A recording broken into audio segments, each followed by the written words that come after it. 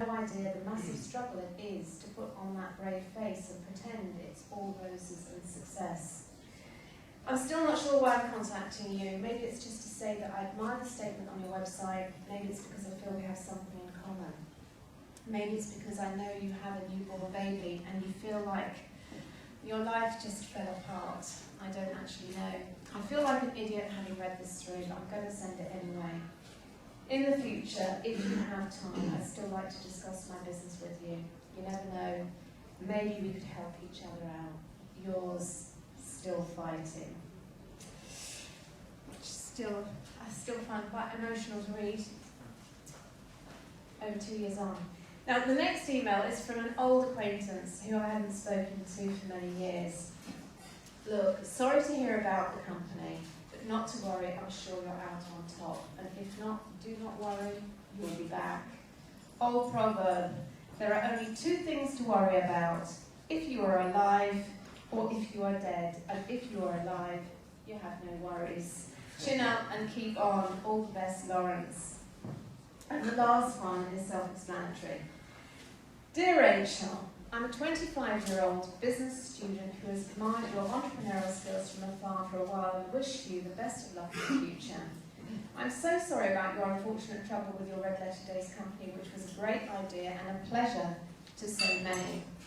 I'd like to add that you looked fantastic in your bike gear.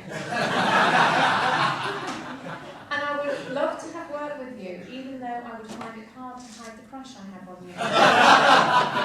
Anyway, I hope you pull through. And if you're ever seeking a fit, tall toy boy to keep your mind off it, I'm there. Yours, James. I never did know James. Maybe he's here tonight.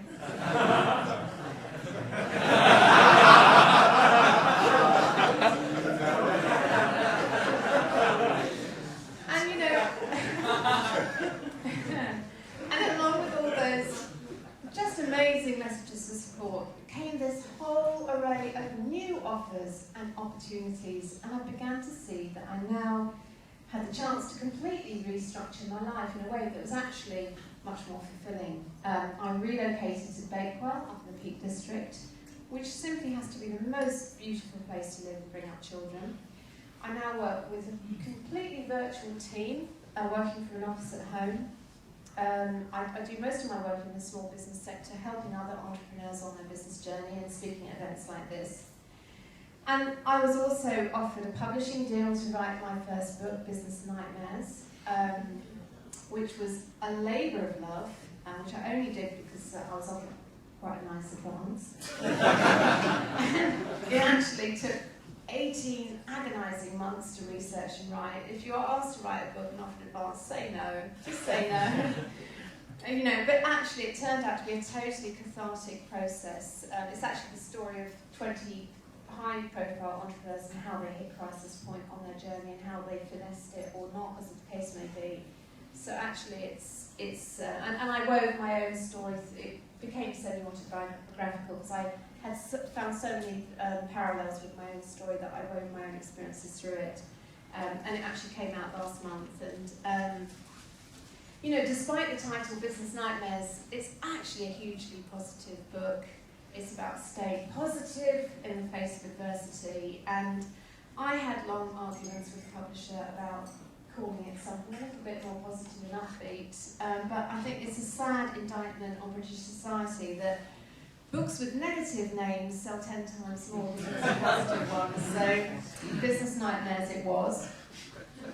And you know, little did we know when we first discussed writing that book, this was 18 months before, you know, that this country was heading for the worst financial crisis in living memory. And I'm sure it's hitting you all hard.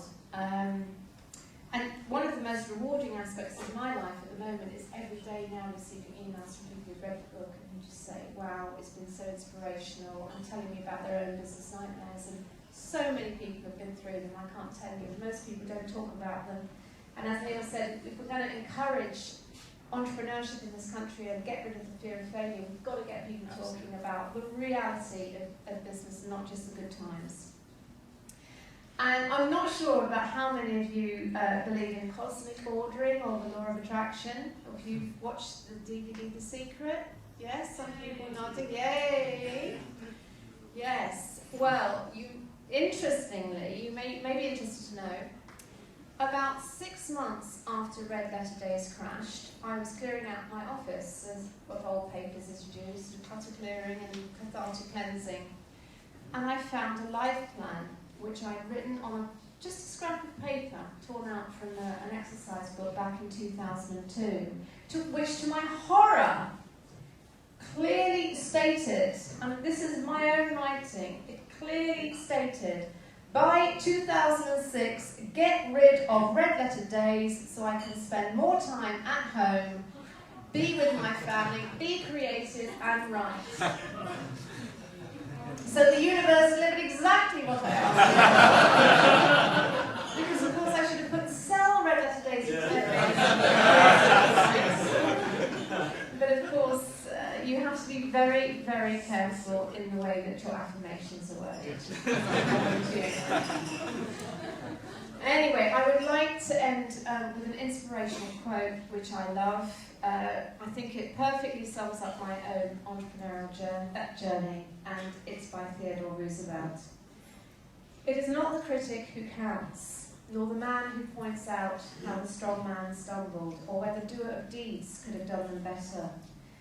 The credit belongs to the man who is actually in the arena, whose face is marred by dust and sweat and blood, who strives valiantly, who errs and comes short again and again, who knows great enthusiasms, great devotions, who spends himself in a worthy cause, who at the best knows in the end the triumph of high achievement, and who at the worst, if he fails, at least fails while daring greatly. So his place shall never be with those timid souls who know neither victory nor defeat. Thank you very much.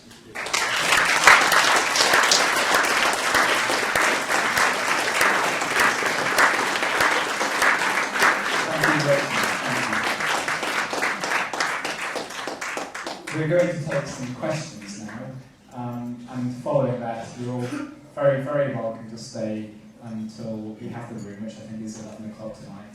And after that, you're all on the guest list at the Shadow Lounge, should you wish to continue your evening there. So please, by a show of hands, after I do the first question, please put your questions to Rachel. Rachel, my question to you is, of how many of the businesses that you invested in during your time on Dragon's Den are still running, and what is the nature of those businesses? And how many do you feel tempted to invest in? And particularly given your comments during the second series, when you probably weren't best placed to be investing in other businesses, how did that make you feel at the time? Yes, well, no, I'm afraid to say that my investments on Dragon's Den were something of a disaster. And I think the slight problem with, I'd never done angel investment before, but I think also the slight problem with the show is that people kind of thought that they'd won a quiz show, and they were sort of expecting a check, a very large cardboard check for 50 grand the next day to be presented, but they could spend how they like. And I remember having one conversation with Tracy Heritage, who the beanock, the hanging beanbag sofa thing, I don't know if you saw that one, where she's like, where's my 50 grand, where's my money? And I said, sorry Tracy, it's not your money. And by the way, it's not your business anymore. It's our business, and it's our money. And it was just absolutely fraught with problems, and she was like, I want a new van. I was expecting to use this money for a new van. I'm like, why do we need a new van? You haven't even got any sales, you know. So it was constantly like that, and it was a real eye-opener to me, because angel investment is a very, very thankless activity, and I think you do find people doing it, but really, I think it's at the end of your entrepreneurial journey, when you've got money to play with, you've got time to burn, and you don't mind losing it. Sure.